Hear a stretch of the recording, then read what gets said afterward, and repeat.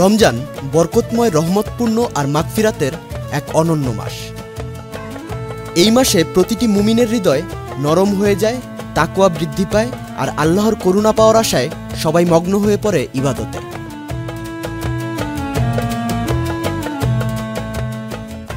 আল্লাহ তাআলা বলেন, হে ঈমানদারগণ, তোমাদের উপর রোজা ফরজ করা হয়েছে যেমন ফরজ করা হয়েছিল তোমাদের পূর্ববর্তীদের উপর, যাতে তোমরা তাকওয়া অর্জন করতে পারো।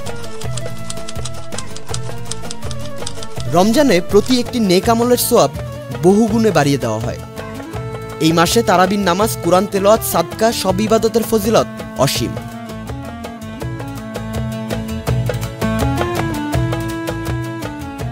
রমজানকে 3টি ভাগে ভাগ করা হয়। প্রথম 10 দিন রহমতের, দ্বিতীয় 10 দিন মাগফিরাতের, তৃতীয় 10 দিন নাজাতের।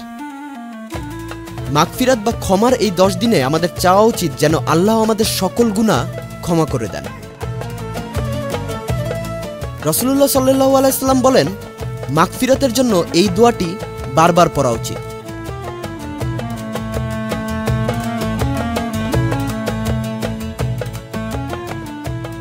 অর্থাৎ, হে আল্লাহ, নিশ্চয়ই আপনি ক্ষমাশীল, আপনি ক্ষমা করতে পছন্দ করেন, অতএব আপনি আমাকে ক্ষমা করুন।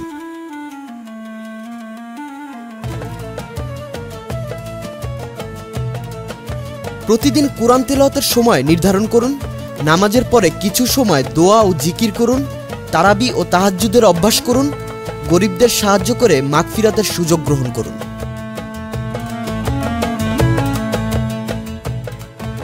রমজানের শেষ 10 রাতের মাঝে রয়েছে লাইলাতুল কদর, 1000 মাসের চেয়েও উত্তম রাত। এই রাতে যে দোয়া করা হয় তা কবুল হয় ইনশাআল্লাহ। রমজান শুধু রোজা রাখার মাস নয়, বরং এটি আত্মশুদ্ধি, ইবাদত, তওবা আর মাগফিরাত পাওয়ার সুবর্ণ সুযোগ। আসুন এই রমজানে আমরা সবাই আল্লাহর নিকট ক্ষমা প্রার্থনা করি।